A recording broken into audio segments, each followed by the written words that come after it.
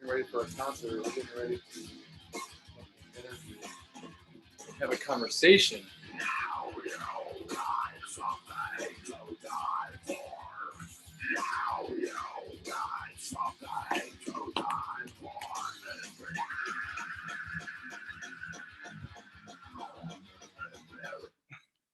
That's some fun. Inferior.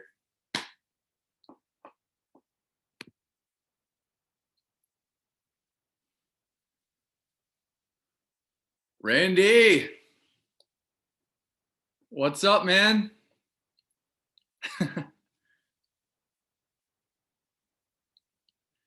Can't hear you just yet.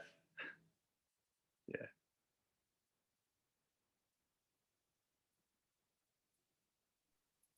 Hello. There you are. Okay. Yeah. What's always up? that moment where you have to make sure your microphone is on. Yeah, been there, done that. All good, brother. How you guys doing?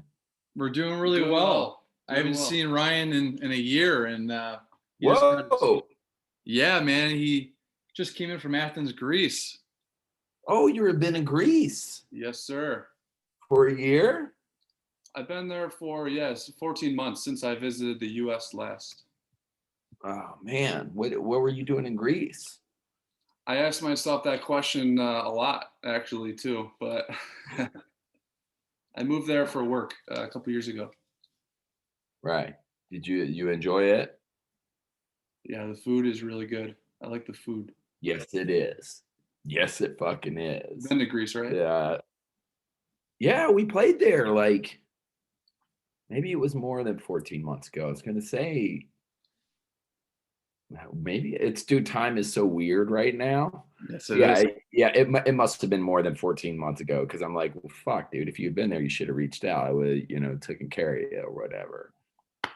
Thanks. Yeah, right. Give Randy some Greek. I know Ryan's fluent in Greek all of a sudden. It's really tripping me out over here.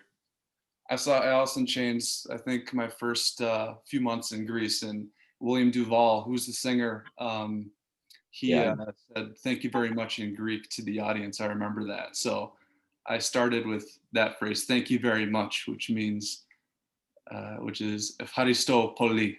Yeah. That's it. Yeah. It's cool, man. There's so much history there. I've been reading a lot of philosophy lately in the midst of all this. So, a lot of that shit comes from there and then on to Rome. The Romans took a lot of it. So very beautiful place to shoot photos in. Exactly. Yeah. You can't take a bad picture, I'm sure. And last time I saw Ryan was March the 9th. It was right before the pandemic. And in this quarantine, I wanted to connect with my heroes, and you're one of them. And on behalf of both of us, just want to thank you very much for the time, man. This is great. Of course. You guys did Paige. Who else have you interviewed? Yeah, I did Paige and Kevin Martin from Candlebox. I have Jay Gordon coming up from Orgy, Ricky Rocket from Poison, did Johnny Chow, local Buffalo boy at his restaurant here in Masuda Chow's. And then, of course, Michael Kelly Smith from Britney Fox and Cinderella fame. So, wide spectrum of people. Yeah. Yeah, there you go, man. Bodybuilders and so on. But we have Randy Blythe here, singer of Lamb of God, photographer, surfer. And the Lie Machine twins are here. I had to rep this shirt for you. And Ryan just took this out of the package, a little Cthulhu Metallica. Right. But cheers, man. We were trying to find some non-alcoholic beers, but I got some nice water here in my real estate water bottle. Do you guys drink regular beer? We sure do. I do. We sure do. But I just figure. Oh, well, I have cheers. It's not offensive to me if you have a regular beer. Salud. All right. Salud, man. This, of course, is a non-alcoholic beer because you told me, we were going to be cheersing. So I of course, have it as the designer of a non-alcoholic beer with Brewdog. Yes. Well, hey, top of every episode, I'd like to cheers. And first person that comes to mind is your sweet 100-year-old grandmother. And happy birthday to her, making it 100 years. Yeah, man. Thank It's a you. blessing. Yeah, it's been, obviously we're in the pandemic right now, so it's been pretty rough. She only lived in two houses her entire life up until about 4 years ago, and that was the house she was born in, out in Isle of Wight County, that my cousins still live in now. It's a farmhouse. She was born in that house, and then when she married my grandfather when she was 23, she moved into the house that she lived in up until 4 or 5 years ago. And she was in her 90s, still living by herself, and her eyesight started going and getting slower. So she couldn't really cook for herself. It was getting kind of scary, like old people and like fire electrical stoves and stuff, you don't want to deal with that. So we talked to her, and then she moved into an assisted living facility, because she wanted to stay in her area rather than move in with my mother or with my father and his wife. So it's about an hour and a half from me in Richmond. So I drive down there as often as possible. But due to this pandemic thing, they started really, there were a couple of outbreaks in the facility. And thank goodness she didn't get it. But it really restricted visiting, So the last time I saw her in person, today is March 2nd. Last time I saw her in person was maybe about a month ago, maybe a little less than a month ago, when we went down there, because we weren't allowed to see her on her 100th birthday because they were vaccinating everybody in the facility, and you couldn't come in while they're on the vaccination schedule. So I think it was like a week after her birthday, which is January 31st. We went down and took a picture with her. It was interesting. The people brought out this it was about the size of a chalkboard like you would have in school. Yeah. There was a big thing of plexiglass on a frame, so they put that in, and we all got behind it, and then they brought her out, and it was kind of chilly outside because it's February, and she was that wasn't really sure what was going on, I don't think, until the end, because she can't hear too well. And she's like, why am I out here? Yeah. And finally I yelled at her. I'm like, we're taking a picture. She goes, oh, there you are. Yeah, I got to see her, but I haven't gotten to hug her in, over a year now. It's been, almost coming up on a year, I guess, so it's pretty tough, man. She's 100. I don't, every time you see someone of that age, and I always take photos of her when I see her, every time you see someone of that age, you start thinking this could be the last time. So I better, take note of things. And I interviewed her about 8 years ago. I got about 3.5 hours of talk out of her, just about her memories back to when she was a child, and her memory's going now too. So a lot of that stuff she won't remember. But I listened to some of the interview I did about a week ago, and she's sharp as a tack still. So that's my advice for anyone with their family. If you have an older family member, get out a tape recorder or your phone or whatever and ask them all you want to know now, because they either A, won't be here, or their memory will start going, Yeah, God bless your grandmother, 100. That's a really great idea. And our late great grandmothers, Grandma Jean Flynn Lavello and our Nanny Hilda Ray Tanzer, they passed away in the early 80s. So when I saw that your grandmother, and you just turned 50, so happy birthday to you, brother. Happy birthday. I'm still here somehow. It's I don't really feel any different at 50, unless I think you're 50 years old. I'm like, whoa. And then I'm like, okay, I still act like a 17-year-old most of the time. It's all right. Right. Hell yeah, man. And today we turned 33. So what? March set. Yeah, this is a special. This is I Asked No One episode 32. This should be episode 47 or 48, but I saved this for 32 because 32 is our lucky number. I'm 3 when we play hockey. Ryan's 2, and we got a special one of our spirit animals here with us on our birthday, and we're going to quarantine together in this hotel room in downtown Buffalo. Randy, thank you so much for your music and poetry, because last night I had to go for a jog, and I'm used to Greece weather. It's not as warm. It's brutal. And I threw your music on, and dealing with the city around here and the wind tunnels, man. It was your music was helping me keep warm and fast jogging around. So thank you for that. Deal with it. Have you guys gotten rid of all the snow in Buffalo yet? Lake Erie is just frozen over still, man. You got snow on the ground. It was snowing last night, but like the Gojira song, we were born in winter in March, so we love this shit, man. We love the 4 seasons and all that. Skiing and hockey and so on. You're used to it. Yeah, man. Yeah. But today, Lou Reed would have been 78 years old. Have you ever met Lou Reed? What did Lou Reed mean to you? And yes, you have. Yes, I did meet Lou Reed very briefly, and I was introduced to him. Huh? Was he pissed off at you or no? No. Okay. No. I met him. Guess who introduced me to Lou Reed? Lars? Oh, it was Metallica, obviously. I can't remember which one specifically, All right. But it was the Big Four concert it happened in the Bronx at we were there, Yankee Stadium, September 2011. Oh yeah. I was gonna say I can't remember which stadium that's in the Bronx, right? Yeah. Yankee Stadium, yeah. So I was there to see Metallica, Slayer, Anthrax, and Megadeth, obviously, and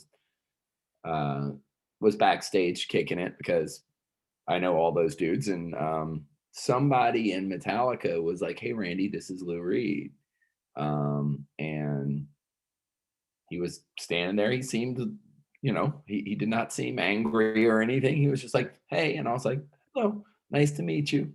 I didn't freak out on him or anything. I mean, I like the Velvet Underground. I like his music, but for me, more importantly, is sort of his place in right before what happened next, which is punk rock. You know what I mean? Yeah. Like. Yep. You get the Velvet Underground and Television and all those bands that were happening in New York in the late 60s into the early 70s, heading into CBGB. And from that, of course, you get the Ramones, Blondie, Suicide, all these other bands that came out of that. And of course, Iggy and the Stooges and all that stuff, that sort of proto-punk stuff. So he's very much a spiritual forefather of the tradition I come from, as it were, and so there's a lot of respect for that.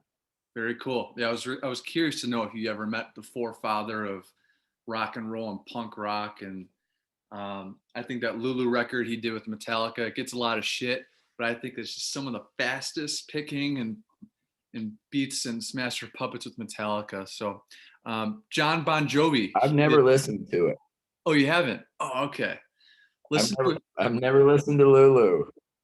Man, you got to listen to Give it a record. Give it a listen. Pumping Blood and Dragon. Pumping Blood has a really cool moment. And when he recorded with Metallica in the studio, they did shit like 1 take, 2 takes. That's it. And Lars was just like, okay, all right, now let's record. And Lou's like, no, we're done. That was it. And you hear Lou in the background in Pumping Blood say, come on, James. And he's just doing this riff. And it's really Pumping Blood and Dragon. And they played that shit live in European television shows in 2011. It's on YouTube. Really great performances, man. Check it out. But John, I can't remember if it was the Lou Reed thing or it was something else that Metallica did. I think it was Lars that was telling me about the Lou Reed thing. Maybe it was where when they came in to start playing, I believe it was Lou Reed. They started playing, doing their Metallica thing, and he was like, "This is too loud. right? Like for the recording, and they were like, we're Metallica. I can't remember if it was the Lou Reed thing or if it was something else. What else did Metallica? They did something else with someone Yeah, it was else. in September of 2000. It was September of 2009 where they played the Rock and Roll Hall of Fame concerts at the Madison Square Garden, and they played White Heat, White Light with them and a few other songs. They must have been getting ready for that, and that's where that first kind of thing happened. Yeah. But what about Bon Jovi, who my mother has a huge crush on? Well, your buddy Bon Jovi turns 59 today. Did you like any of that hair metal stuff back then when it was coming out? I know you recognized Brittany Fox, and no. I think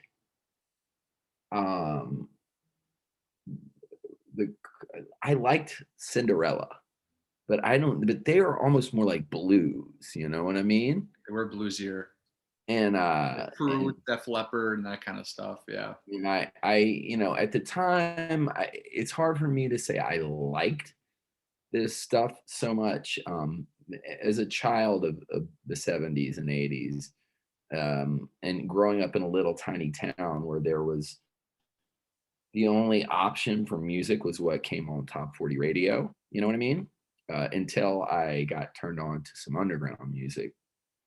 But the only thing that was available was what came on top 40 radio, and the one the record store, or the store that had records there, it'd be like going to Walmart to buy records. Well, actually Walmart has our records and stuff, so it was all just like top 40 stuff. There was no whatever. So I recall liking the Cinderella album a lot. Our old manager used to manage Cinderella, so I have a vintage Cinderella t-shirt he gave me from back in the day.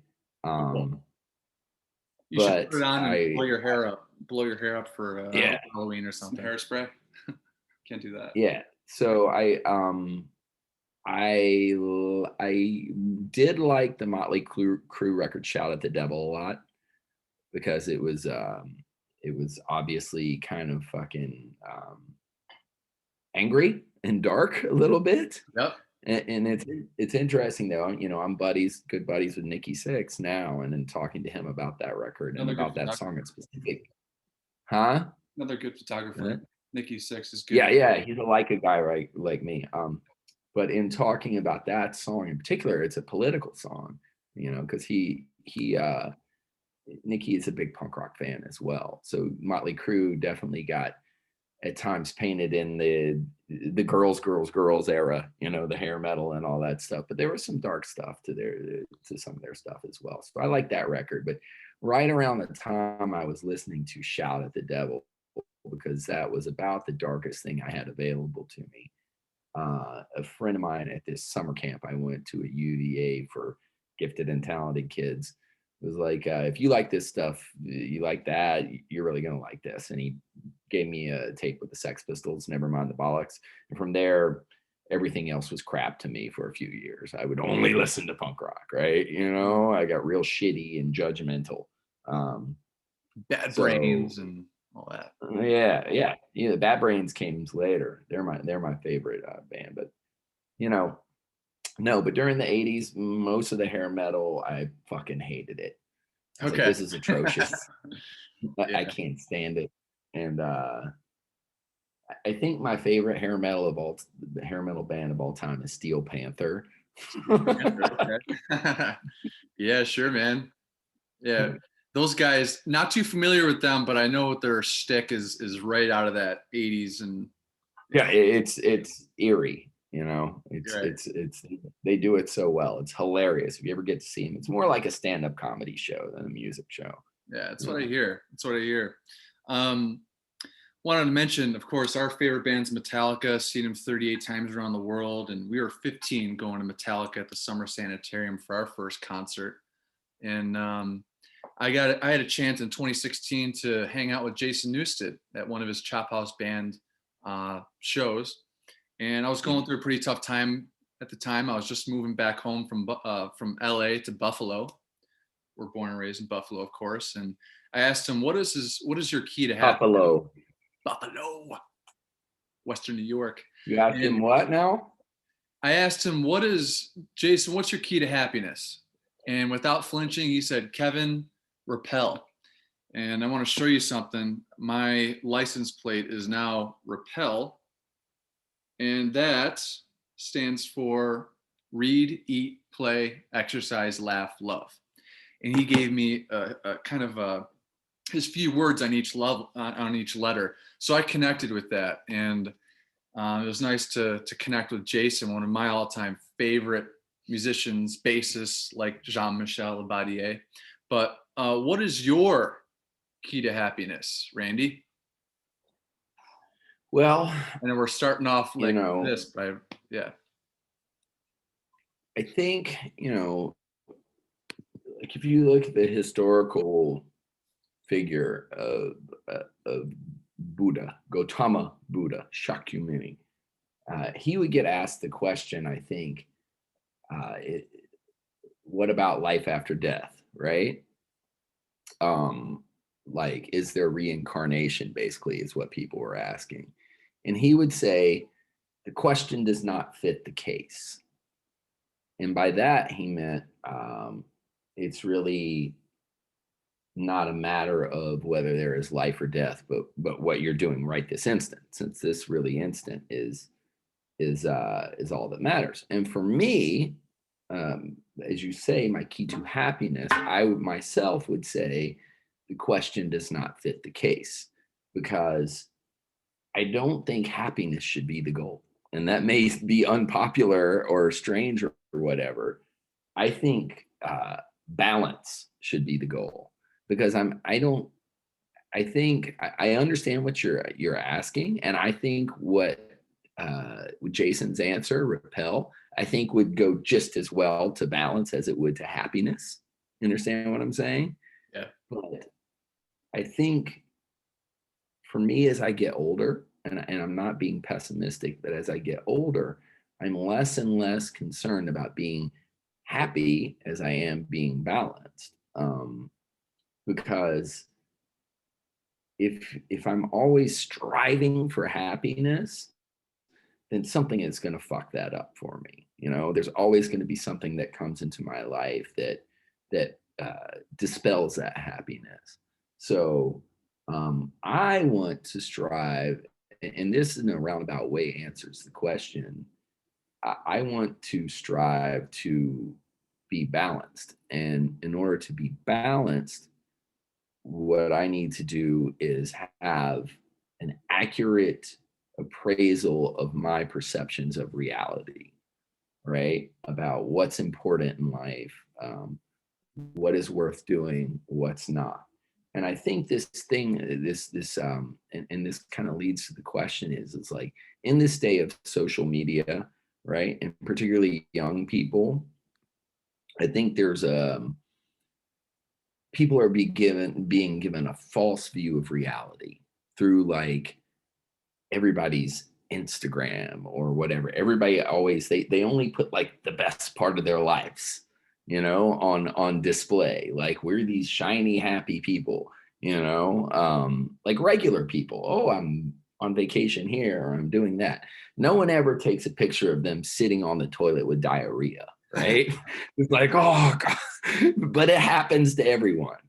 I don't think I've ever met a single human who's never not had diarrhea, And I think for that reason, diarrhea is hilarious to me. I tend to laugh about it a lot. When you have diarrhea, do you laugh? Not at the moment. Not at the moment. In retrospect, I do, though. I'm like, oh God, fuck, that was horrible, But I think, as I was saying, like, there's all this, in the media, in reality TV shows and all that stuff, there's always like this unattainable ideal of like perfect sexiness, wealth, everything is happening the way I want it to. And I think people have this idea, and money, of course, that this is happiness, but it's not. It's false. It's a false paradigm to to try and get to. So I think my secret is just trying to stay grounded in reality and make the most out of this moment, even if this moment sucks, even if it's diarrhea, you know. Yeah. 1 second. And speaking of my grandmother, I have to turn off the alarm on my phone because I set an alarm of 1:25 every day to give her a call, and it's going off. So hold on 1 second. Oh, give her a call if you want.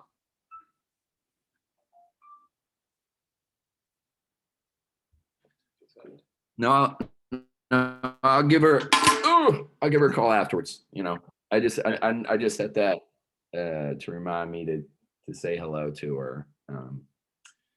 That's yeah, really cool. like that's cool you do that.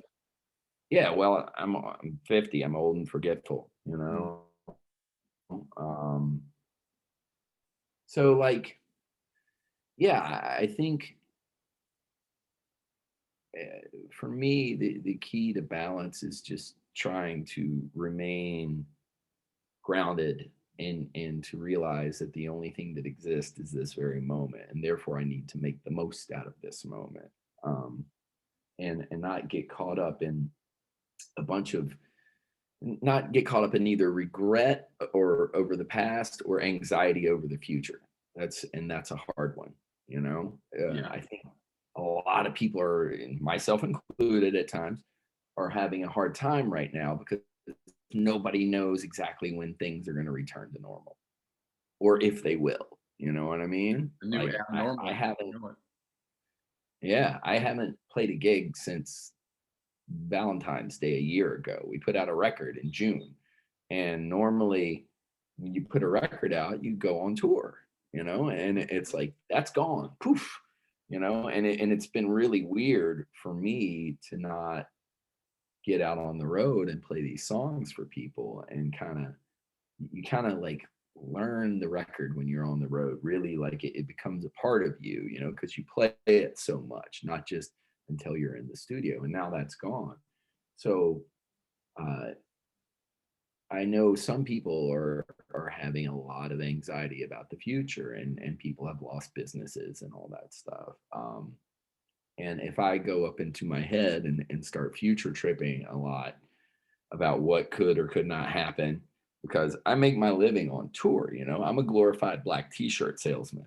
If I start going up in my head like, I can't go on tour, where's my money for rent going to come from? Then I'm in a bad shape. So I need to stay grounded right now and work on what I can do in this moment, you know. And for me, that looks like, you know, working on writing and doing photography and stuff. And eventually we'll go back on tour, you know. Right. We can't wait. But I can't either. I'm ready to fucking play a show, dude. You know, 100%. I bet. Well, thanks for sharing. I really like that. You know, finding the balance kind of reminds me of a friend of yours named Marcus Aurelius, who you like to promote on your Instagram page. And I had to take a look at some of his quotes, and the one that really stood out to me was not entertained.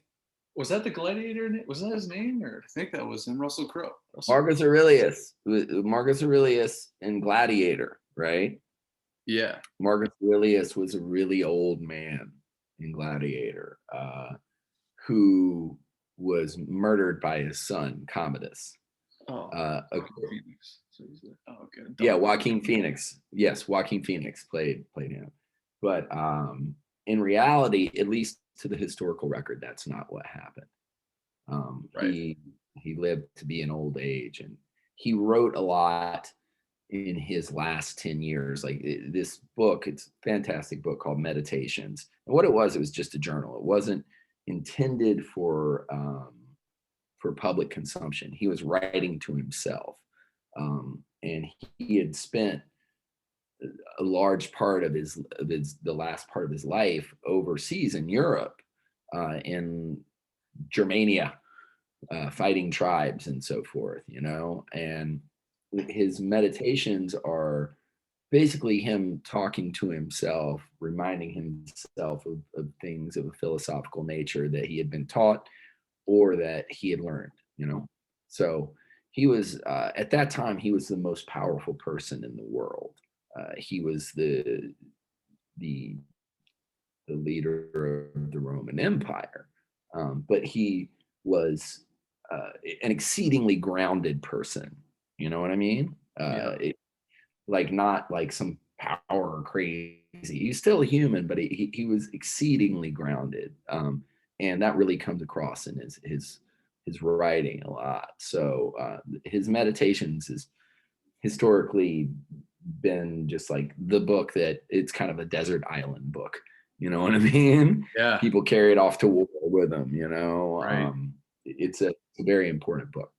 So anyway, someone said your quote. You had a quote from him. Yeah. Is that what you're saying? Meditations. I definitely want to put that in my Amazon cart ASAP. Yeah, my favorite movie is The Matrix, and Morpheus tells Neo the body cannot live without the mind, and that's one of the constant that I saw in Marcus Aurelius's quotes was, you know, the power of the thoughts and the mind. The soul becomes dyed with the color of its thoughts. So that's the quote of the day. Mm-hmm. You know. Yes, very much so, and that Marcus Aurelius is known as one of the three main Stoic philosophers. Later Stoicism, the other being Epictetus, who was a slave, and then Seneca, who was a wealthy politician. And one of the key tenets of Stoicism, as it were, was learning to use your rational agency, the rationality that we all possess, to temper your thoughts and to not let your emotions get the better of you, which I believe is possible. You know, it takes practice, but yeah, if you start really thinking about how you think about things, how you view things, what your perception is about things, and you think, is this a useful perception? You know,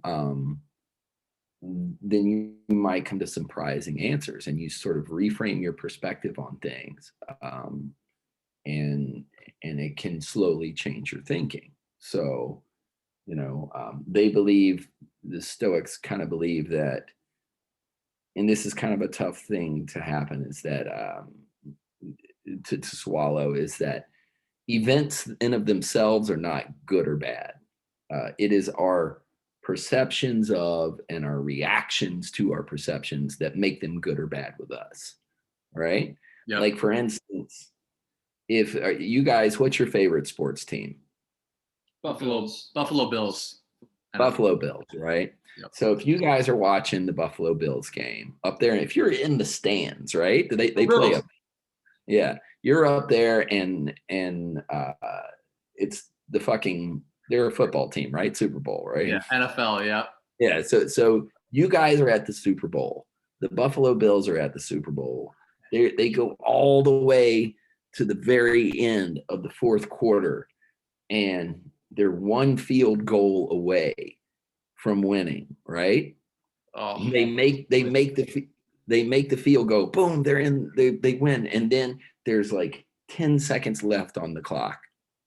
The ball returns to Miami or whoever has it, and the dude from Miami throws an amazing pass, and in the end, the wide receiver catches it in the last 2 seconds, gets to touchdown, 6 points, right? And then you guys lost, right? For you, this is going to be a bad experience, I think, Yeah. right? Yeah, probably. Right? Yeah. You're going to be like, yes. Oh, no. You know, yeah, what the fuck? Victory was, you know, it's defeat was snatched from the jaws of victory, right? That happened, right? The Buffalo Bills lost the Super Bowl. This is a bad experience for you. Now, not to be unfeeling or not caring about your feelings, but it's not a bad experience for me because I don't give a fuck about football, right? Yeah. At all. Not a single team. I don't care who wins. So I can be watching the same game, right, with you, because maybe I'm at a Super Bowl party. You guys, the Bills lose in the last minute by this sudden reversal. You guys are like, fuck, Me, I'm like, oh, that's interesting. And I turn and walk away. Whatever. The reality of the experience is the same thing. The bill's lost. But it's your perception of the experience and then your reaction to that makes it bad for you, right? Whereas for me, I don't care, you know, and it's all up here. Just like if I fuck up a really good wave and it bums me out, you guys aren't going to care. It still happened, but you aren't there surfing with me, so you don't fucking care. So the Stoics, what they're trying to do is teach us is that no matter what happens, we can try and learn to take control of our perceptions of how things happen and then our reactions to those perceptions. And from there, we start to learn to control our thoughts.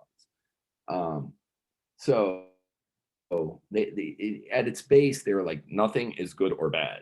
It just is. It is our reaction. I kind of have a problem with that too, because if a maniac ran into my house right now with a knitting needle and stabbed me in the leg, I'm not going to sit there and go, oh, too bad. This is just my reaction to this. This is neither good nor bad. This is probably a bad experience. This is just my perception of a bad experience. That's not what's going to happen, you know, of course. Because I'm going to be like, fuck, you know, why did this asshole stab me with a knitting needle?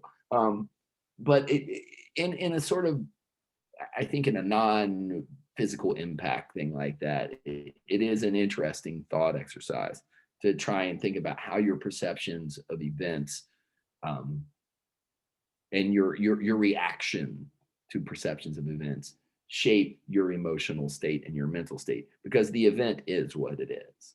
You know what I mean? And how I feel about it doesn't really make a difference. So that's one of the main tenets from Stoicism, really, as far as I understand it. So, I read a lot of Marcus Aurelius. I read a lot of Epictetus, and I read a lot of Seneca every morning. One of those philosophers to read to kind of like start my day off right. Sure. Yeah, we could tell just by you speaking about all these philosophers and fellows. Again, thanks for sharing that. We're here with Randy Blythe, lead singer of Lamb of God, surfer, photographer, all that good stuff. Knitter, he knits too. Knitter. Oh, I only get stabbed with knitting needles in my theoretical situations. You used to work in the restaurant business. Yes. Were you in the kitchen or something? I think I read some. Oh, yes. No, I could never be a waiter or a bartender. No fucking way. Okay. I'd kill someone. The first time someone was shitty to me, and that is a real barometer for me.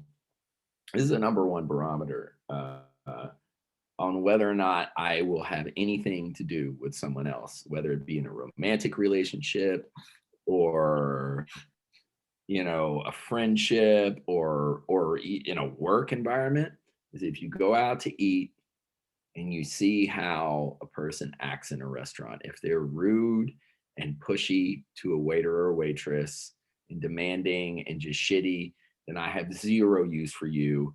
In my omniscience, I am going to cast judgment upon you. You are an awful person. It's like, that's my judgy thing. Because, you know, I just can't stand it when people are rude to waiters and waitresses. And because I cannot stand that, I could never be one, because I would flip the fuck out. So I was always in the kitchen, Gotcha. You know? Yeah, I was front of house at Wolfgang Puck at Hotel Bel Air in Los Angeles for a few years there. I don't know how you did it. I salute you. I don't know how I did either, my man. Yeah. Because I'm sure in LA, particularly, you had some real winners. Sure, you communicate and you work with people that have never heard no in their life, you know, and these are billionaires with a B. And amazing experience, a lot of learning lessons. I came back home to Buffalo and I stayed in the restaurant business. But yeah, I wanted to ask, you know, have any funny moments happened back there in the kitchen? Were you cooking some shrimp, or what were you doing? You clean some dishes, or? I've busted suds before. I was not above washing dishes. But yeah, for the vast, I think, you know, my band, I had a conversation with our producer the other day. We just happened to be talking, and because he's like the sixth member of Lamb of God, basically. And, you know, it's right after my birthday, and he's like, do you realize that at this point you have now been in the band longer than you haven't been in the band? Wow. Because I'm 50. So I've been in Lamb of God now for 26 years, I believe. You know, that's longer than I wasn't in Lamb of God. Yeah, crazy thought. It is. So, but for the first, I think, what was it 9 to 10 years of that, of being in Lamb of God, I was working a job at the same time. All of us were. So I think people have this now that they see us where we are now, where we're professional musicians, and that's all we do really for a career. Well, I shoot photos and write, but for the most part, we're, you know, this is what we do. I think they don't, they have some idea that we just kind of hatched out of a rock star egg or something. But a lot of the times I'd come home off tour and fucking go wash dishes at the bar. You know what I mean? Like, and I'd be on tour signing autographs, and then come home and call my buddy who owned the bar and be like, hey, can I make some money? Because, you know, we weren't making enough money to pay rent, just enough to be on tour. And that went on for like 10 years. So, you know, at times I miss the restaurant business. You know, I miss sort of, I even miss the dinner rush, like when you're in the weeds and getting out of that, you know, when the tickets are just like, you're deep in the weeds and you're trying to, you know, fire all these things at once. It's like, it's a concrete sort of thing that, you know, you can get through at the end of, you know what I mean? Yeah. And when you get done with that, you're like, God damn, fuck yeah.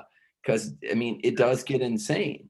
You know, as anyone who's ever worked in a restaurant can tell you, at least a restaurant that does good business, it gets fucking nuts, you know, and things get fucked up, you know. And so you gotta fucking think on the fly and rush orders out, or a steak got overcooked or whatever, you know, there's always something, you know. Right. But I miss sometimes some that sort of daily finite achievement. And I liked the prep work shift as well, because it was very relaxing at times. Sit in the back of the kitchen and get your mise en place ready for the day and get all your stuff lined up. Just it's like preparing to go to battle every night. Make sure you got everything, you know. And the sort of there's a familial kind of culture to working in a restaurant. At times you really feel like a family, you know. Oh, sure. Absolutely. Team. I mean, yeah, there's a good restaurant, it's a team, you know. So and there's just a whole sort of weird sort of subculture to being in the restaurant business, I think. You know, particularly being a cook, you know, depending on which restaurant you're in. There's have you ever seen the movie Waiting, No. by the way? No, I haven't. Okay, so Right. you worked at, okay, this is your homework. Meditations and waiting. Huh? I'm going to read Meditations and I'm going to check Yes. out Waiting. Hold on one second. I gotta. Sure, man.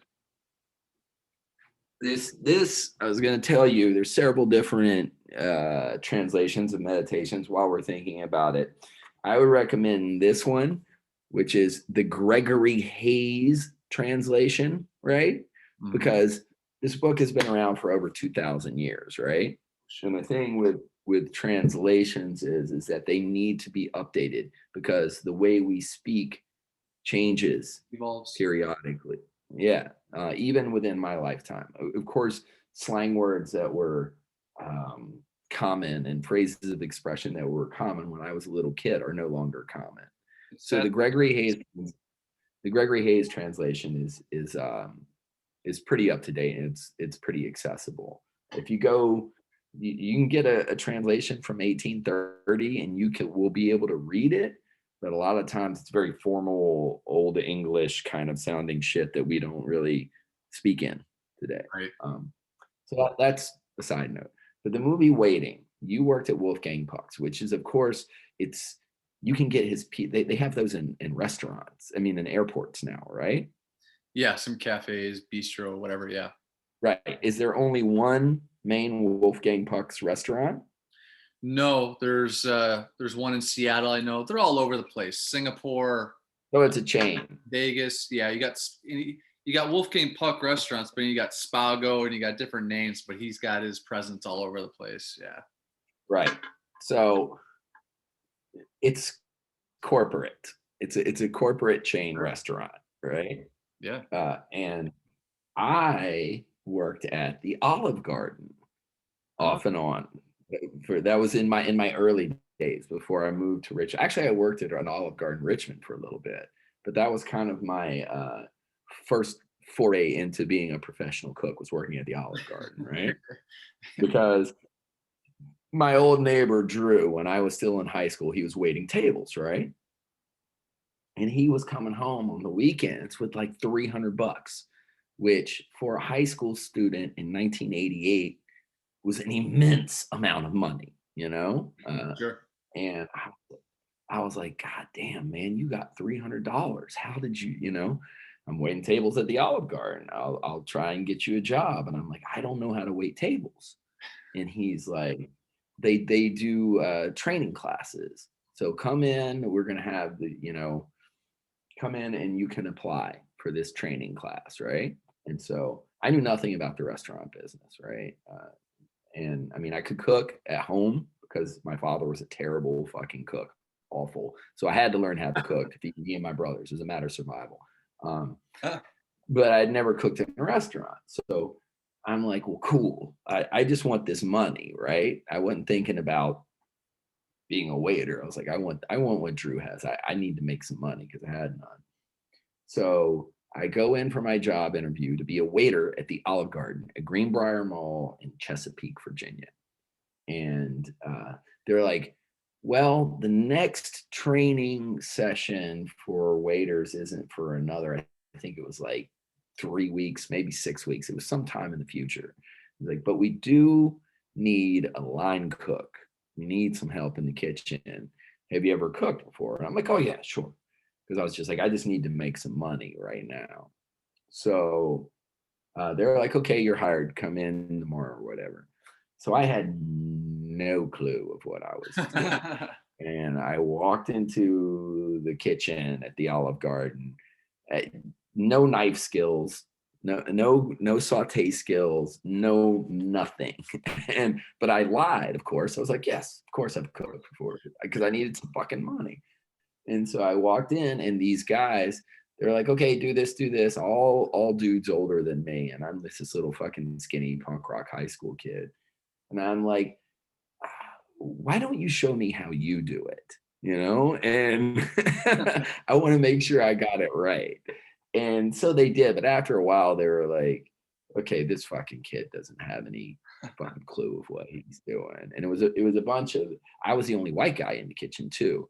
So it was a bunch of cool older black dudes. And they were like, all right, we got to teach this white boy how to cook. He's a moron, And so they taught me how to cook. That's how I learned how to cook there, by their system. And I never left the kitchen, ever left the kitchen, because I'd see the waitresses come back weeping because someone had, cussed her out or whatever, someone's just being an asshole. And I was just like, I don't think I'm built to deal with that. Right. I think I will hit someone. So shout out to Joe Green and the rest of the dudes at the Olive Garden in Chesapeake that taught me how to cook. That's awesome, man. And also how to drink. We drank a lot on the weekends there. Yeah, it got me in trouble. Some Budweisers or some. Oh no. We had what this guy Joe Green, who was the cook. Me and Joe Green Joe Green, who was a roadie for Jimi Hendrix back in the day, and this is true. He had proof of it. So, and he was a cook with me, but he drank Schlitz malt liquor Bull, which is Blue Bull, right? And there's Blue Bull and there was Red Bull. So on Friday or Saturday night, it was Bull night. So those are the busiest nights, of course, as you know, in the restaurant industry. So we would bust ass on those nights and really make sure everything came out perfectly for the wait staff and faster than they could even take it out. We were hammering, and he had an eighth pan, those the square things or whatever. Maybe it's a 16th. I can't remember. It sits in the cold table, but like a square thing that sits in there that you would put sour cream in or whatever. Sure. And when towards the end of the night, he'd be like, "It's Bull night, it's Bull night," and he would shake that, and the waitresses, as they were getting tipped, would throw bucks in there. And so then at the end of the night, he would go, or he would send someone with the money to go get a case or two of Schlitz malt liquor, Blue Bull, because it was Bull night. And they would either sit in the parking lot or go to someone's apartment and get fucked up, right? So that was kind of the culture, the restaurant culture I came up in at first, was in the Olive Garden. And then I moved to other independent restaurants. But this movie Waiting is about a bunch of waiters who work at a corporate restaurant, and about the kitchen staff who work in the corporate restaurant and all the shenanigans that go on, right? And it is fucking hilarious, and it is spot on about the corporate restaurant culture. So I would recommend you watch that. 2005, huh? So it's fairly recent. Got it. Yeah. Oh yeah, it's so fucking funny, dude. So funny. But yeah, we partied together all the time, and like I worked at a place called Third Street Diner here in Richmond, not too far away from here right now. And I worked it was open 24/7, and I worked the 11 p.m. to 7 a.m. shift for years. And when you start working the midnight shift, like shit gets weird. So you really only hang out with people that work those same hours of you, and like I dated a girl who was a waitress there, because those are the only people who are going to be awake on a day off from 11 p.m. to 7 a.m. And it got strange. Shift over. You probably drive by there and it's like, oh yeah, that happened at that corner and back there. Oh yeah, man. Oh dude. Sure. And all sorts of freaks come into a restaurant in the middle of the night. Right. Right. Just that's when all the tweakers and crazy people come in and they want to explain to you their theory of life, all that stuff, Sure. So, and drunk people, it's a wild shift to work. Yeah, we had some funky people come into Wolfgang Puck, Sean Penn included, and he did some strange things. And after Sean Penn, the actor. The actor, yeah, he met a lot of actors and actresses. He was probably the biggest asshole. Really? Yeah, Spicoli. Yeah, I'm not too familiar with his work, but Spicoli, bro. Spicoli. What does that mean? That's times at Richmond High. Nah, yep, exactly. Oh, okay. Well, what did you got to tell me now that we're on this? You got to tell me the Sean Penn story. Oh man, well, he would escape into the men's bathroom, and I wonder why. Yeah, me too. But he would be gone for a long time, and other girls would kind of come in too here and there, and it would be real quick when the girls would come in and out. I don't know, man, but he would be smoking. There's this stuff they make in South America called cocaine, right? Yes.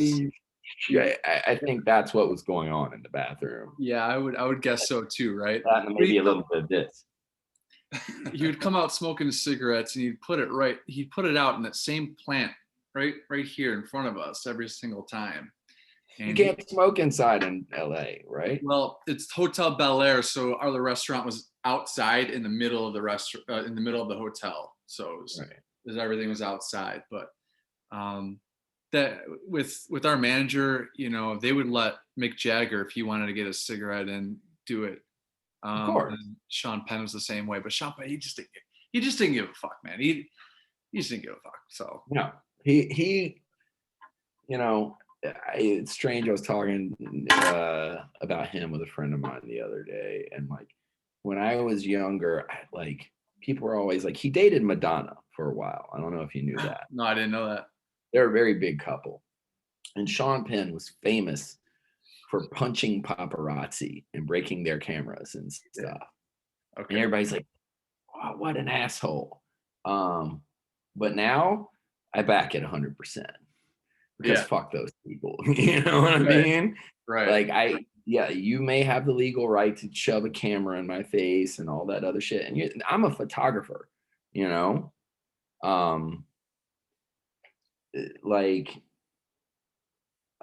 So I have sympathy for photographers, but the paparazzi shit, I have zero sympathy for. Yeah. You know? Fuck them. So with you.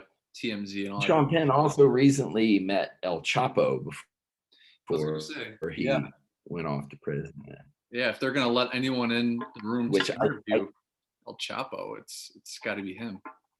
Yeah, I think that pissed off a lot of people, you know, but I think it's kind of funny. He's like, well, I can meet El Chapo. Yeah, it was covered. If he goes.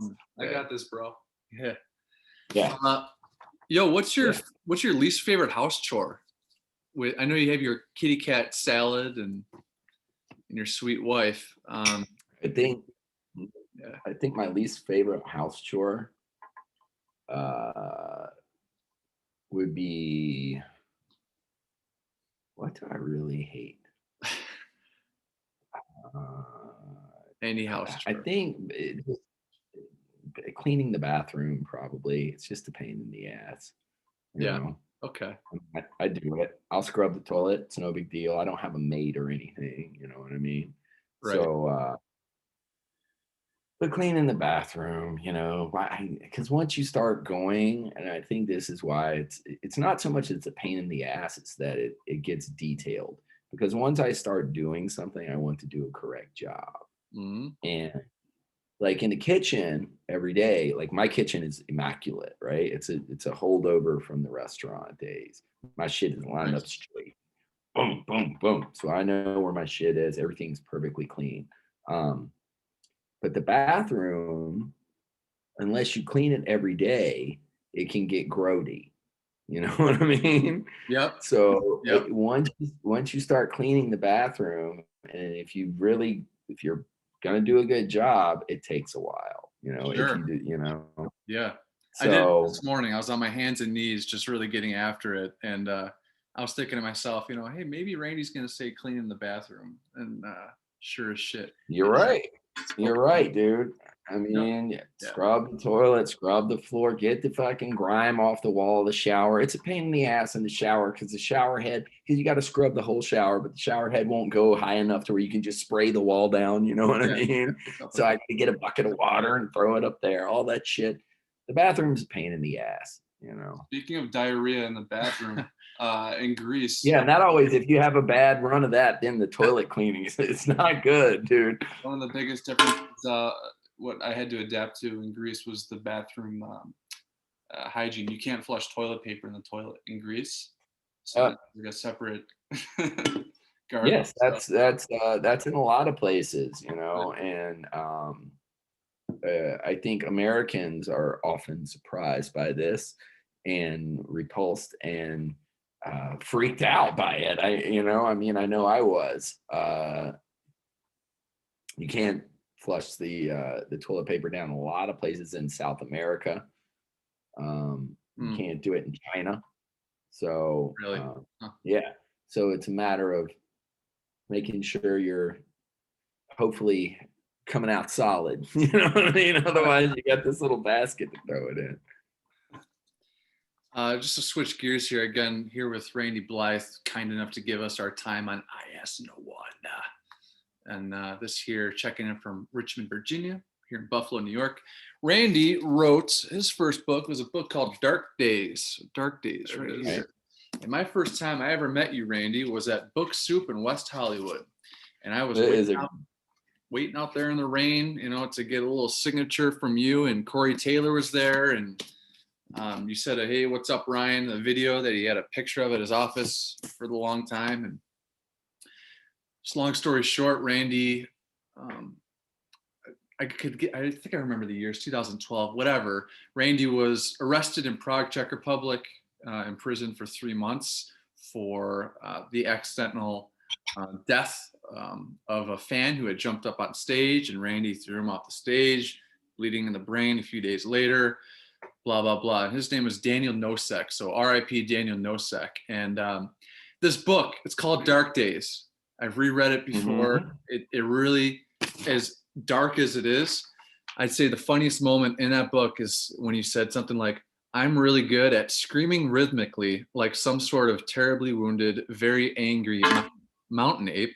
And I could do this night after night without losing my voice." And that's just, it's hilarious. But how are your knees doing after all these years, your cowabunga shit that you still did up until February of last year? I mean, are you okay? They hurt. Yeah. They hurt. I have a torn meniscus in my left knee that I need to get operated on. I did that skateboarding when we were on tour with Slayer in Toronto a few years ago. And I need to schedule, I had an MRI on it. There's a tear in it. But like when I go on stage, I wrap my knees with like tape. And then... shouldn't you take care of that now before... while it's the pandemic and everything, so you're ready to go? Yeah.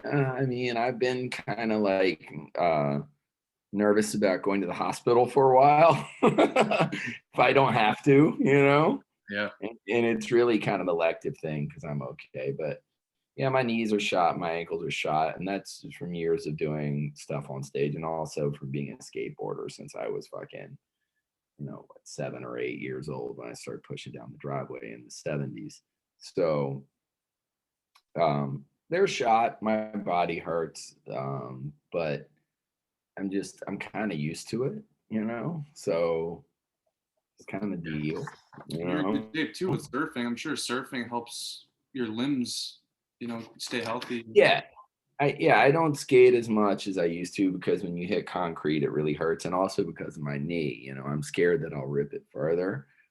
Not that I couldn't do it surfing, but in the last, 6-7 years, I've become much more of a surfer. And I was just surfing the other day, as a matter of fact, because it hurts. It can hurt definitely, but it doesn't hurt as bad as hitting concrete when you fall. Yeah.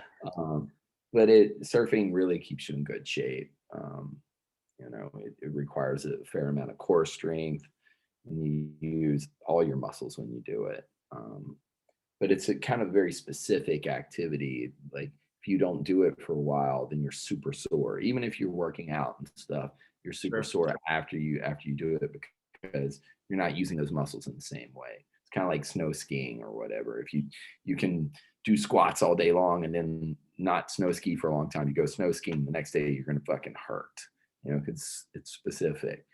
But yeah, I love it. And surfing, it's my church. It's where I get all the bad stuff out of my head, stay in the moment, and commune with nature and the universe and all that good stuff. Yep. The last few sentences in your book talk about how it's the ocean, you just bow down to it. And it's pretty obvious, how much you really connect with the ocean and all that. And you're in great shape. But our buddies in Gojira, we're big Gojira fans, and we've seen them around. Yeah, me too. Yeah. We've seen you jump in the pit with us in Niagara Falls a few years back. That was a cool surprise. Just some backbone, and that was awesome. But Gojira are big fans of yours as well. Taylor Bingley, tour manager, he's our pal.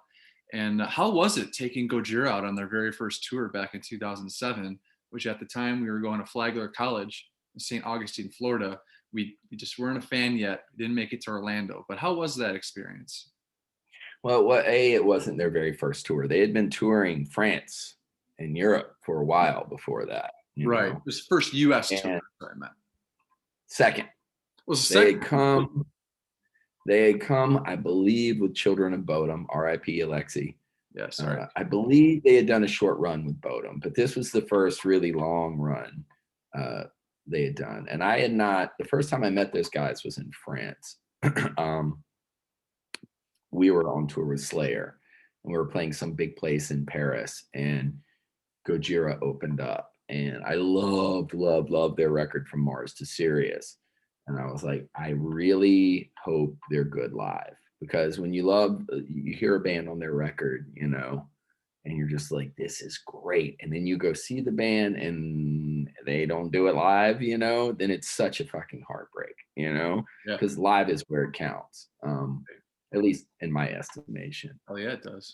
I remember seeing them live in Paris at this big arena we were playing with Slayer, and just being like, oh my God, they just sounded so massive, even in that arena, and super impressed. So we were super excited to have them out in the States. And then I went and sang. I went to Bayonne and recorded with them on The Way of All Flesh. That's right. Yeah, Esoteric album. Adoration for None, I think. Yeah. Wrote the lyrics while I was there. Hung out. Went up to Basque Country with Joe and Jean-Michel. It's a beautiful part of France, and it's by the sea as well. They're really connected to the ocean. Like, they're coastal people, like I am. You know, I grew up by the sea, so they're the same. Bayonne, Biarritz, and Anglet section there. But just super lovely people. Joe and all of them are just lovely people. But you know, I know Joe the best. He's a super intelligent guy, really well read, thinks very interestingly about art and music and so forth. So great dude, love him. Yeah, have you heard the new track, Born for One Thing? Their new track they just dropped? Yeah, when did it come out? Came out probably 9 days ago. No. I heard the one before that. Josh Wilbur, our producer, told me he's heard the whole new album, and it's good. But no, I thank you for letting me know. I'm a little out of touch with what's dropping, so I need to look that up real quick, actually. Yeah, they dropped a music video, Randy, for Born for One Thing. Joe grew his hair back out, which is pretty metal. But oh, he did. He let his hair back out, huh? Yeah, it looks good. But his artwork is the new artwork of the record. It's called Fortitude, and that's dropping. Is it in April? I think it's in April. April 30th. I am pre-ordering it right now. Hell yeah! Pre-order. Randy still buys records. Fuck Spotify. Yes, I do. Yeah. I don't have a Spotify. I just pre-ordered it. Thanks for letting me know. I'll listen to the tune when we get off. Hell yeah, man. It's really so good. Killer. And another one of our buddies and Western New Yorkers is Brann Dailor of Mastodon. I was one of my favorite human beings. Oh, really? Okay. Yeah, I was in their High Road music video a few years back. So if you want to rewatch that, look for the Musketeer, you know, and I die in video mustache. Yeah. Which video? High Road. Oh, okay, cool. I will check that out. Yeah, thanks, man. 2014, Once More Around the Sun. But we're really big fans of theirs, and we've had people come up to us thinking we're Brann Dailor, you know, and you resemble Brann. You're a little bit beefier than Brann, I think, but you certainly resemble him. Yeah, he's and that's not a bad thing. He's a handsome guy. You're lucky they didn't say you resemble Brent or something. We're not going to share this episode with Brent Hines. Okay. No, I love Brent. I'm just busting his balls. He would laugh. You know? Yeah, I love him. He signed that Chucky doll a few years back, and he was like, "Oh, what did I just sign a Chucky doll?" And he fucking threw it across the roof of the Fox Theater in Pomona, California. Cool. But yeah, that sounds about like Brent. Yep. Who's funnier, Brann Dailor or Corey Taylor? Those are two really funny dudes next to yourself in the music industry. You know, I love them both, and you know, no offense, Corey, but Brann Dailor all day long. He's so fucking funny, and he has been funny. We connected when he was still in Today Is the Day, before Mastodon ever existed, because him and Bill were in a band called Lethargy from your area. Do you know them? Do you know Lethargy? Have you heard them? Rochester is where they're from, so yeah, not familiar. Yeah, well, it's still upstate. It's close enough. From my understanding, from my limited Southern understanding. But yeah, they were in a band called Lethargy, and Brann was in Today Is a Day. And when we went to record the Burn the Priest album in Clinton, Mass, with Steve Austin from Today Is a Day, Brann was living in the studio, sleeping on the couch there. So we obviously didn't have money for hotels, so we were sleeping in the studio either as well. So I became really good friends with Brann then. And we would just sit around and drink beer and laugh all the fucking time, because he's an old punk rocker like myself, and we had a lot of sort of common experiences and could laugh about a lot of the same things. And then we were there when Bill came along, and he tried out for Today Is a Day. He tried out for Today Is a Day while we were recording our second album at New American Gospel. The first one is Lamb of God. And we've known them ever since. And then, I known him since before Mastodon. So wonderful human being with a great sense of humor. He definitely does. He definitely is. He was one of the class clowns in high school. I know that. And he's been in quarantine, as I understand, he's been sketching out a lot of clowns. I think he was drawing a clown a day. Yeah, he did. He did like 100 and some odd clowns a day, and he would draw a clown a day, and he would send these paintings, these drawings, to a bunch of us. Like every day you'd get a new clown. And I'm going to buy one of them actually. But there's an issue of Revolver that came out last summer that I have a big photo essay in. Also, Mario from Gojira has a bunch of his paintings, his drum head paintings in it. Mm-hmm. And there's a bunch of bronze clowns in it. So it was like an art issue. But hopefully Brann will do like a book or an exhibit once everything calms down with the clowns, But there's one I'm definitely going to buy. It's, the Jaws poster. Yeah. Like with the girl swimming in beneath this big shark coming up. Yeah. It's the girl swimming, but it's a clown shark teeth coming up from underneath the water. How appropriate. I like that. Yeah. Oh, jeez. But you were asked, Lamb of God was asked to join Metallica on the World Magnetic Tour in North America. Mm-hmm. And that was the first time that we saw Lamb of God live, which was 2009. And our buddy Dave Knockgrinder. He was up there in the suites, and you gave a shout out to the U.S. troops. And at the time, I think you were roaming around the stage, and I could smell the cigarette smoke on you, and whatever you were drinking, like Jaeger or something. You smelled something. You smelled strong, Randy. I used to smell quite strong. And in between songs, you mentioned support for the troops, and Dave stood up at that point, and I pointed at him, and our entire part of the pit was looking up at him. So that was really cool that you did that, man. And that was in Buffalo, New York. Do you have any stories of Buffalo, New York, or memories that stick out to you? Freezing your ass off, or getting Buffalo. When I think of Buffalo, I think of my friends in Every Time I Die. Sure. Yeah, man. They're from Buffalo. But yeah, dude, I mean, obviously the first time I ever saw Niagara Falls, I was in Buffalo. And that was really cool for me.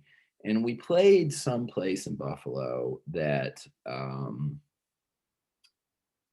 the rumor was, I think, that in the basement, I think is where our dressing was, that was one of Al Capone's old hangouts. I believe there was a lot of old school gangster stuff that went down in Buffalo back in the day. Yes, indeed. So maybe that's one reason why it's Tuffalo. But I remember playing this venue. I can't remember the name of the venue, but there were like this downstairs area was kind of like, it was used by Al Capone as sort of a speakeasy back in the day. They'd have card games and girls and all that stuff down there. So I was always like, this is pretty heavy, But generally my memories of Buffalo involve, maybe they're not so much Buffalo itself, but they involve the ridiculousness of the Every Time I Die guys. but also it's also just always cold when we go there. It's so fucking cold. I don't know how you guys do it. Yeah. We love it. We love it. And Ryan, coming from Greece, it's snowy there, or no, not snowy. It's pretty sunny, pretty nice. Sunny, there, right? yeah. It was about 70. It's Mediterranean, bro. It's nice. Yeah, right. Any advice from James Hetfield that you've received that maybe you carry to today of being on the road, or anything else, maybe? I mean, James is a good dude. And James is a cool dude, you know.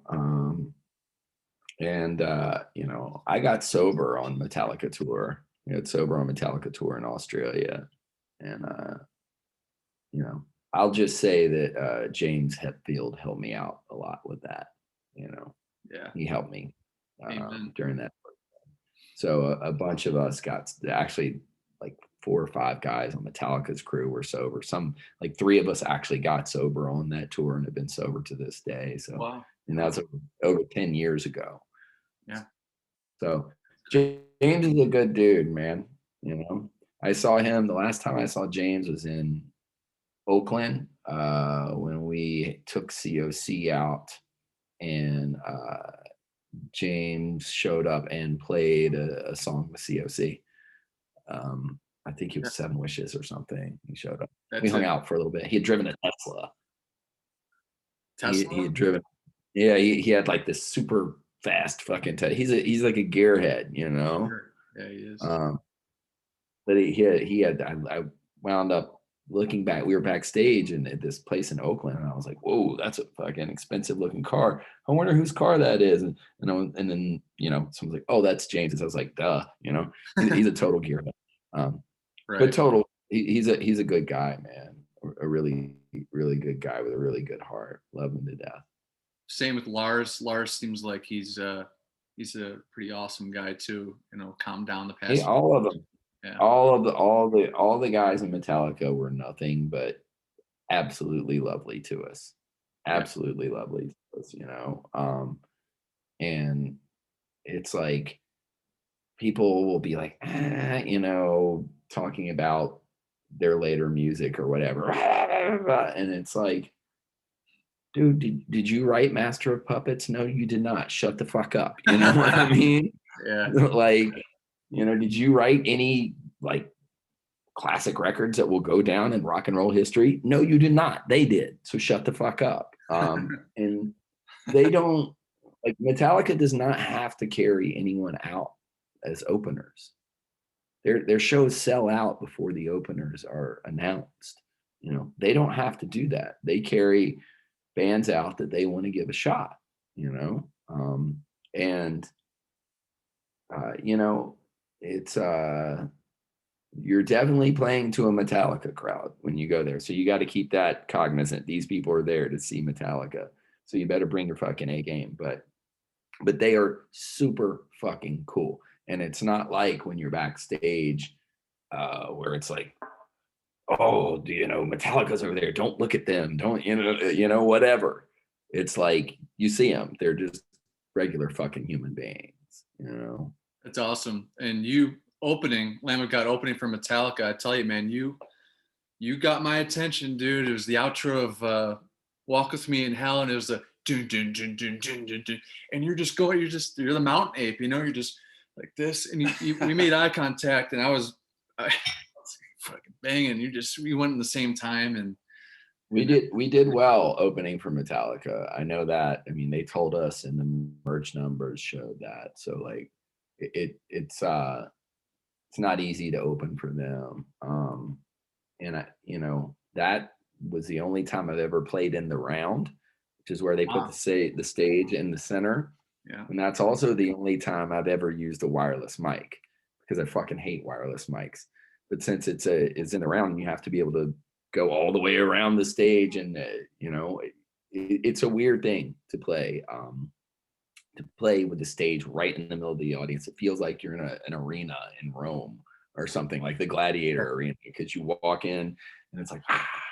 But you know, my mom had never been to New York City before, and towards the end of that run, because we toured Europe, Australia, New Zealand, the States like twice with them.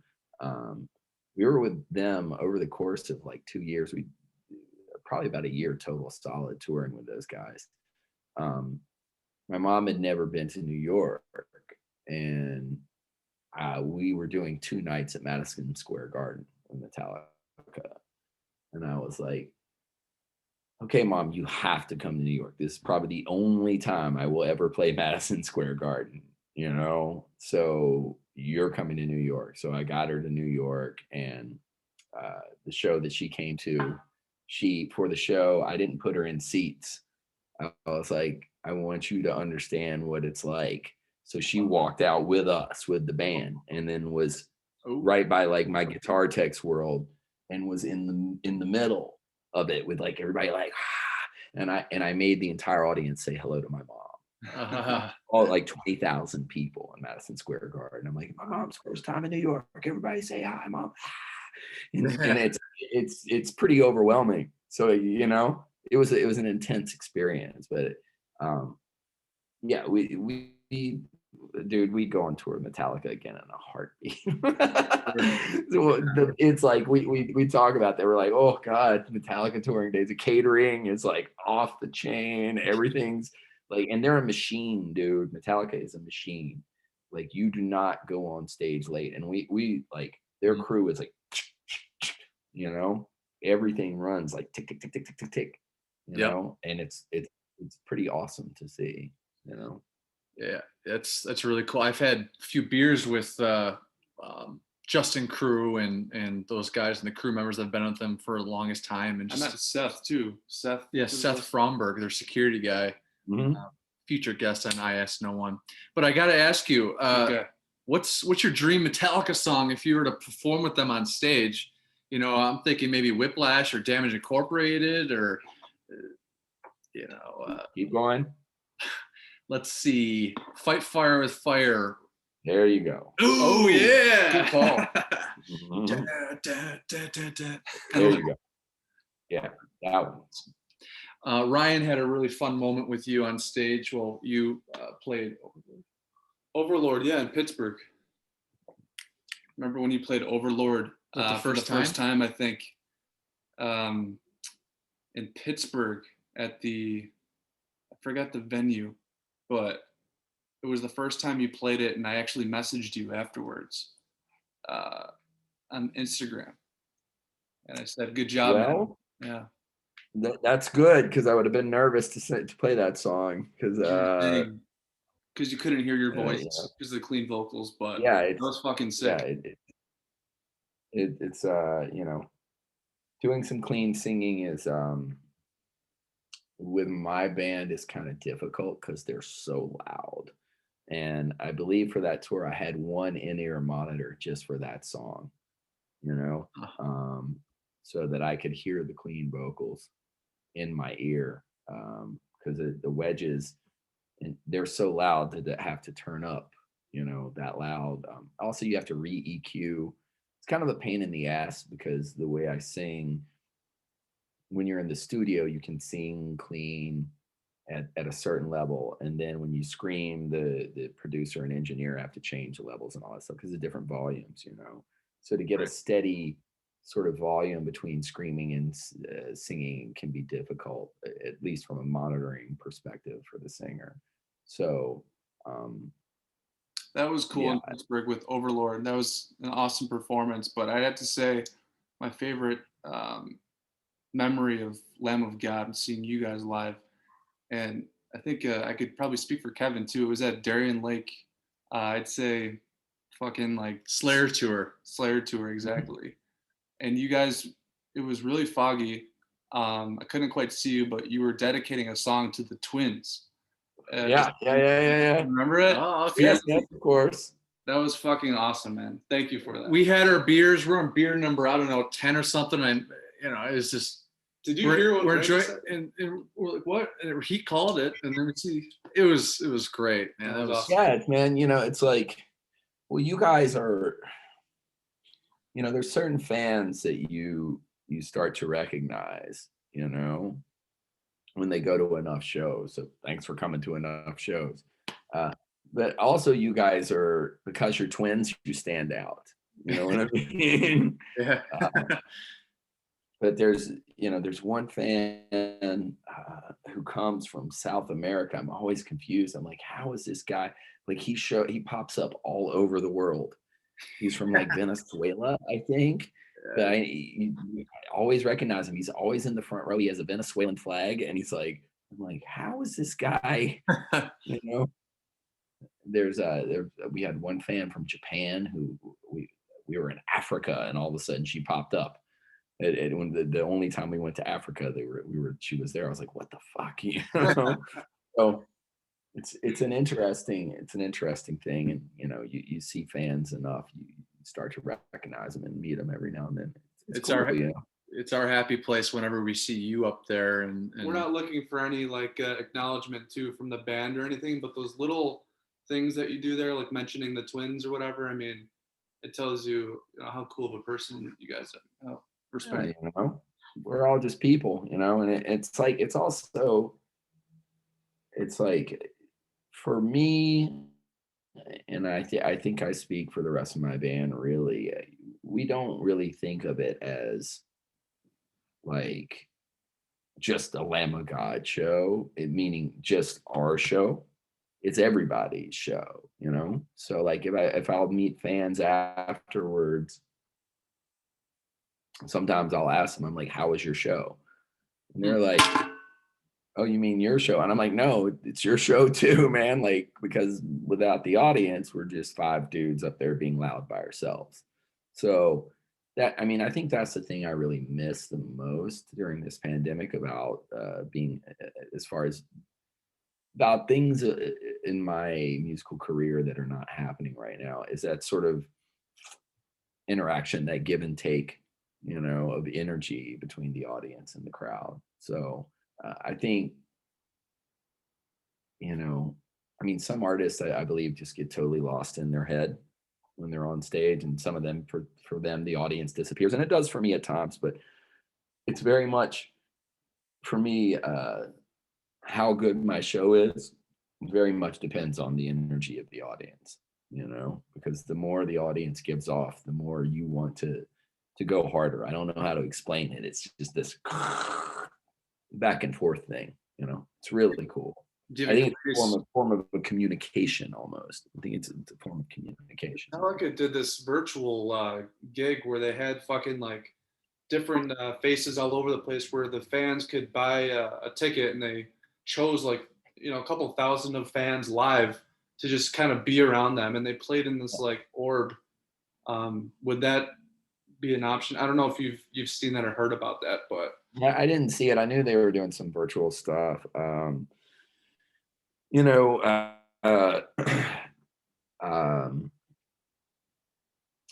we did a couple live streams, and that was cool. We don't have Metallica budget to build an orb and have like screens and stuff, you know. But I mean, it must have been interesting. That's an interesting concept. I still think that the sort of face-to-face energy exchange, not to mention the movement of the audience, you know, you see the audience moving, wall of death, even if they're circle pits. Beyond that, even just them standing there moving, you know, they're like, they become an organism that you're looking at, you know. And like when it's a good show, you can tell that the organism is happy. You know, by their movements. You can, if they're, yeah, no, the organism is not happy. We've had a few shows like that. I feel like a stable organism looking at you right now, because usually when I look at you, you're a mountain lion on a mountain ape on stage jumping around. So yeah. No, I'm a regular dude sitting in the living room, you know. Right. But yeah, I mean, and I know all of us musicians are really looking forward to getting back on stage, and I know the fans are looking forward to it too, you know. You know it. I just don't think there's the globe thing Metallica did is cool and all, but like it can't have the same energy as us actually being in the same room. So I'm really looking forward to that coming back. I just did remember one thing Metallica did that pissed me off, is that they got to play Antarctica. 2013. And that had to be weird too, because they played like this bass where there was no amps. So everybody wore headphones and it was direct from their rigs to them. So that really kind of bummed me off, because it bummed me out because I wanted to be the first band to play on every single continent. And we have played on every single continent except for Antarctica. They're the only band that's ever played there. It was within 1 year too. It was within 12 months that they hit every continent, which is ridiculous. Well, I will say, we played China before Metallica did. And I was giving Lars shit, like, for some reason, me and Lars were texting about something. He's like, "What are you doing?" And I'm like, "We're going to China next month." He goes, "Fuck you. You can't go to China." And I'm like, "Yeah, I can." He's like, we haven't been there yet. And I'm like, "Well, tough shit. We're going." So we went to China before they did. And then I sent him a text message. I was like, "I'm in China, bitch." Like, and so I thought I had him at that point. I was like, "Yeah, we're breaking new ground." And then I was, I'm thinking we got to get to Antarctica. And then all of a sudden they're there. And I'm like, he's like, "Fuck you. I'm going to China." You got to go to a space station now. Yeah. Space. "Oh, you think you can go to China? Huh? Yeah, there you go. I'm going to Antarctica, bud. Huh?" Yeah. So I like that. Lars is also not human in the ability of alcohol that he can imbibe and still remain upright. He's a fucking little Viking blood. Yeah, that's it. That's Scandinavian blood. Never thought about that. Yeah. I got to ask you, Randy, is there a moment in your career when you're up on stage that was just the biggest, like, whoa, that big, Sure. First time we ever played CBGB. Oh, Little jumpy fucking rock club, and the Bowery in New York. First time I played there, I was just like, "What the fuck? Holy shit! This is the birthplace of punk rock. This is amazing." I thought that was it. I was like, the band could break up tomorrow. I'm going to be happy. Johnny that was as Chow. far as I ever. Oh, I'm sorry. Huh? Johnny that was as far Chow. as I ever thought. Oh, okay.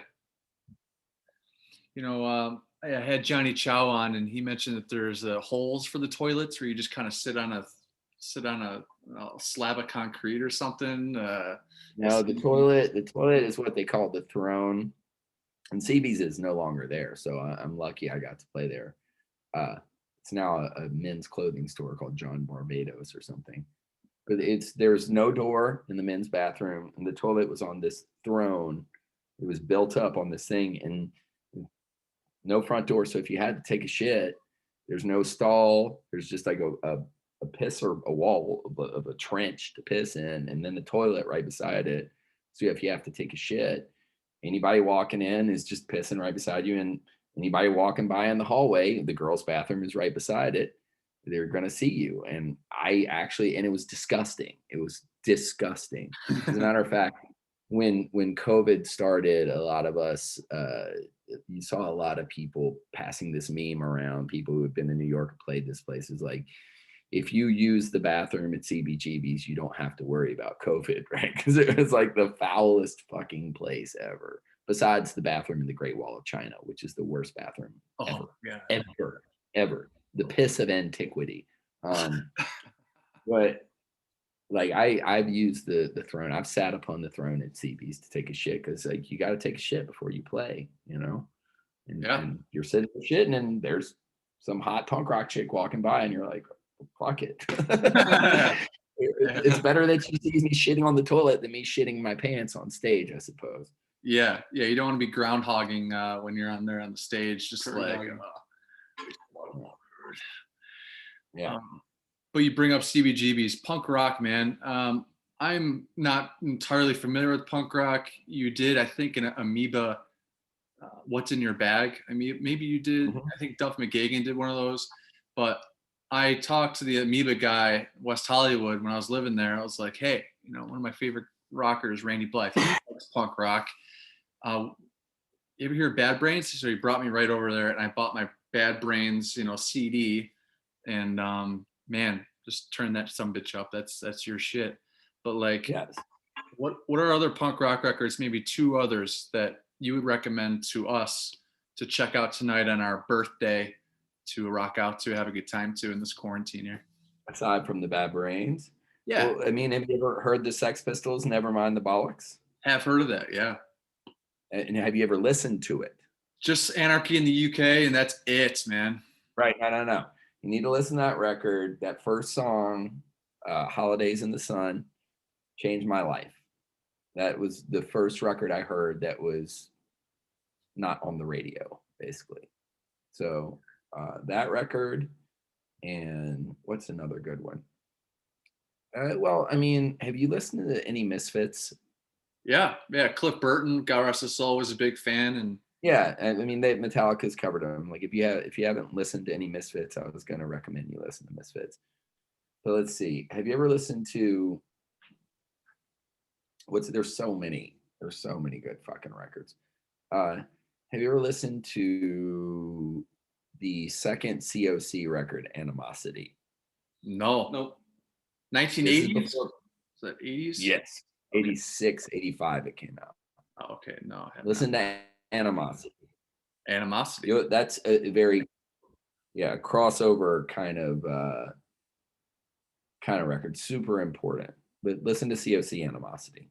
Animosity, Nevermind the Bullocks, and I'm gonna introduce you to some Bad Brains. Let's do it. Fun. A few more questions here, my man. Ryan had a question about photography, right? Yes. Let me see this. Yeah, I think more so that with photography than your music. I've spent more time just kind of like looking at your pictures and your work, and I wanted to go to the exhibit in New York City when you had an exhibit there. But I wanted to ask you, what is your biggest accomplishment with photography, and maybe where do you see yourself, using photography in the near future, like in regards to making money off it, because you're very active on Instagram and you've had the exhibit, but I'm sure you have a lot of photography laying around where you could probably make like a good amount of money. Just what are your plans in the future? Yeah, I've exhibited 4 times. I exhibited in New York at Sacred Gallery. That was my first exhibit. My second gallery showing was at the National Gallery of the Cayman Islands.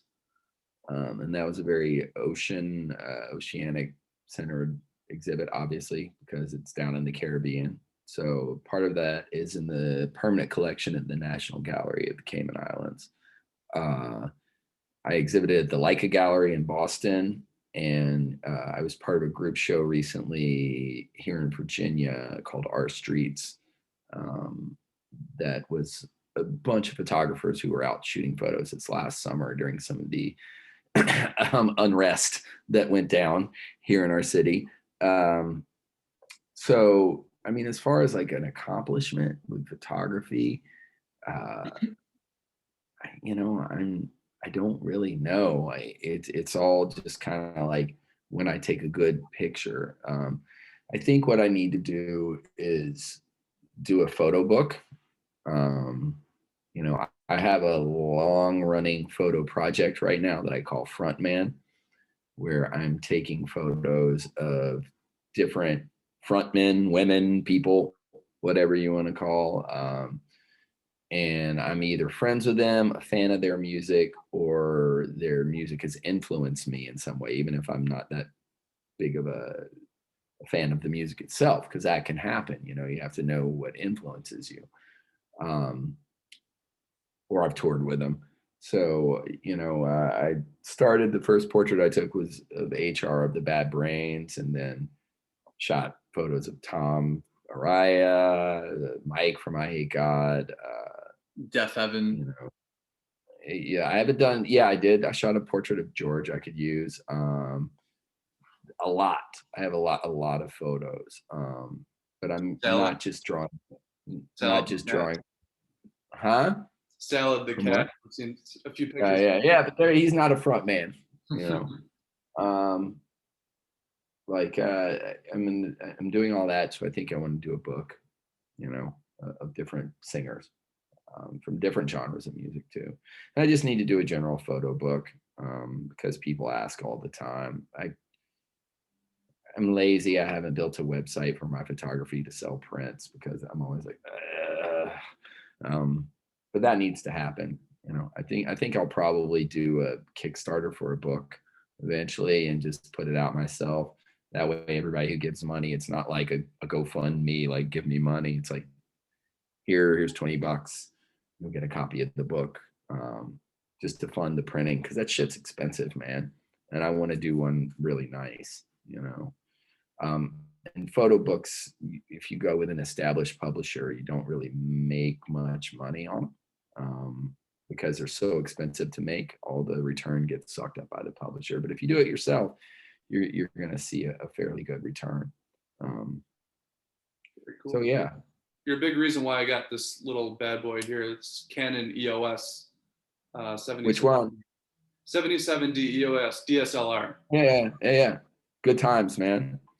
Love this thing. I like the way photography, I view everything. I pay a lot of attention to light now. I pay a lot of attention to the way things are arranged in the world because you do that when you shoot photos. You're composing. So I think it's a great benefit too of getting into photography. You kind of, like you said, you're more in the moment and appreciate what you're looking at more. Yeah, that's a big thing that I really like about it because like when I write lyrics or when I'm writing words, I'm thinking about pushing my viewpoint, my very subjective viewpoint. And not that photography is totally objective because you make choices about what you shoot and how you shoot it. But I don't create situations. I'm not a studio photographer. I just go out and capture what I see. So it makes you be in the moment. You have to keep your eyes open. And I see you've really grown as a photographer too. You have your own style. Like you hear someone play a riff or you hear someone sing, it's very recognizable. So anytime you upload a picture, it just, it seems like you're getting better and better. And I mean, I don't know shit about photography, but I think it's, I like your style. Kevin's good with those fucking filters, where you could change it. That's the best I got, man. Yeah. But all right. The punk rock thing, completely forgot to ask you this. Have you ever seen Nirvana? Did you no. Did you like their place in punk rock? Were they punk rock to you? Their first record was Bleach, definitely, and I like that. Never saw him. I know Dave Grohl, nicest guy in rock and roll. Super nice guy. Yeah. But I never saw them. My guitar player Mark did. He's real big, like later Nirvana head. I think he owns one of Kurt Cobain's amps, one of his amp heads. Yeah. Well, Mark had a hell of an experience recording with Chester Bennington, and I'm sure he had a fun experience with that. Did he come back and tell you like, oh, Chester's such a cool guy to record with? Or yeah, Chester's. I've heard nothing but lovely stories about him. I just had it touched up actually. So yeah.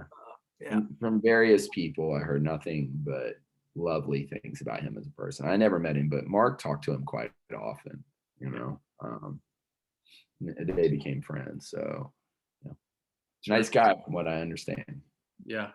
R.I.P. Chester. Last question, Randy.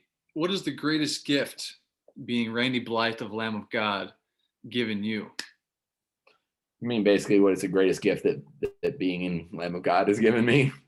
Yeah.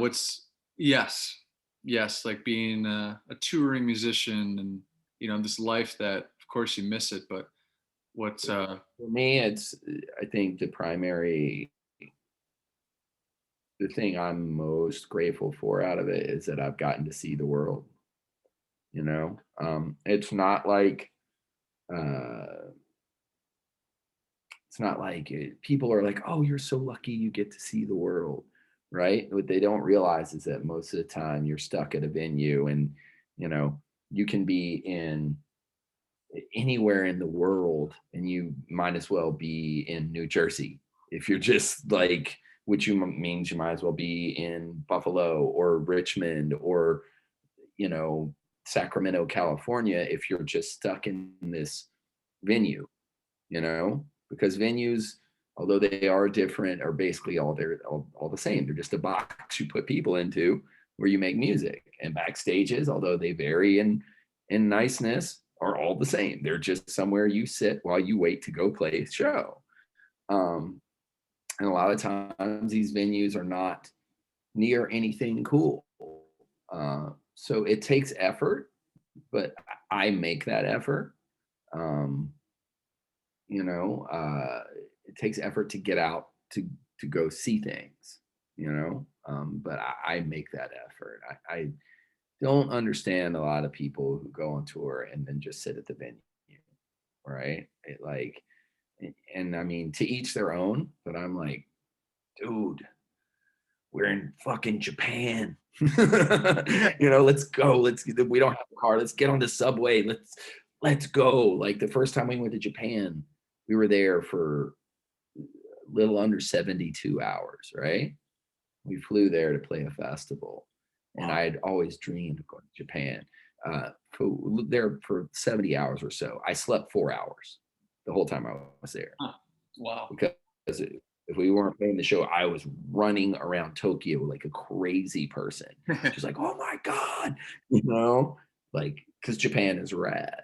So, I mean, that's the type of person I am as far as traveling. And like, no matter where we go, I try and look up a history of a place, and what cool happened here? What can I go see? What can I learn about this place? What kind of food do they have here that's, special to this place that I'm not going to get back home? And try and go out and now that I'm a photographer, shoot photos of the place and, meet some regular people and what's your town like? What's your life like? Tell me a story. And that way you kind of get a little bit more understanding of the place rather than if you're sitting in some fucking rock venue looking at Facebook or whatever. Yeah. So getting to see the world, it's effort, but getting to see the world is, like I said, I've been to every continent but Antarctica, and I've gotten paid to do it, which is awesome, and I've met a ton of really cool people, so that's the biggest thing I really can take away from this is being a well-traveled person, an exceedingly well-traveled person. I've been around the world more times than I can count now. You deserve it. Yeah, the past hour and 50 minutes is a testament to how much of a cool dude you are, man. And when Ryan and I saw Gojira, our buddies in Gojira with Death Heaven, we saw you up there taking pictures of them and rocking out on Backbone and stuff. It was after the show that me and Ryan were shooting the shit with you, and just real casually, and you pulled your camera out and you took some pictures of us, and we've got someone who took a picture of you taking pictures of us, which I've yet to take out, which you get your hat, you get your Bad Brain shirt on, you got us, and that was a really cool moment for us. And me personally, Randy, I think when the going gets tough, you really have through your philosophies that you talk about, you've really taught me how to be a man in situations. And it could be something as simple as, oh shit, I don't want to check my bank statement. I know it's low, but I need to know how much I have right now. So, I mean, down to that, I put my password in with you in mind, like, all right, because there's nothing more of a man move that I know in the music industry that you did when you flew back to Prague, Czech Republic to answer for the the family of Daniel Nosek, and just reading your book and everything. So I just want to say thank you from me, from Ryan, from Kevin Martin, Bob Sudzik, Blake Christensen, his buddy who passed away. Thanks for being you. Well, I have no choice other than to be me, and I'm trying to be the best me that I can be, and that's a process,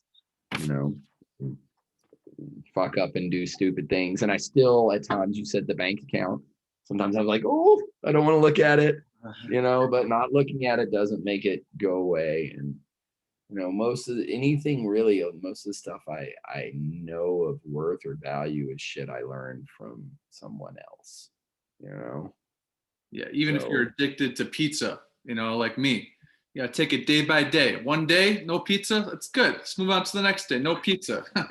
Hey, it is what it is. Right. Well, But thank you guys for having me. Oh man, yeah, it's our pleasure. And Lamb of God coming out on March 26th, self-titled record. They were one of the few metal bands that released a record and during the COVID times in 2020. Self-titled records being re-released March 26th with the Live in Richmond DVD. That I'm gonna be buying real soon and pre-order. Fucking wait. Cool. So A couple of bonus tracks on that too. So what? I was gonna say, when you get back to Greece, let me know. Love to. I'll let you know. I have some good, cool local friends that are also into photography, and we can hop around. Depending on the schedule, of course. That'd be fun. Rad, dude, for sure. Buffalo, snowy ass Buffalo, New York loves you. We love you.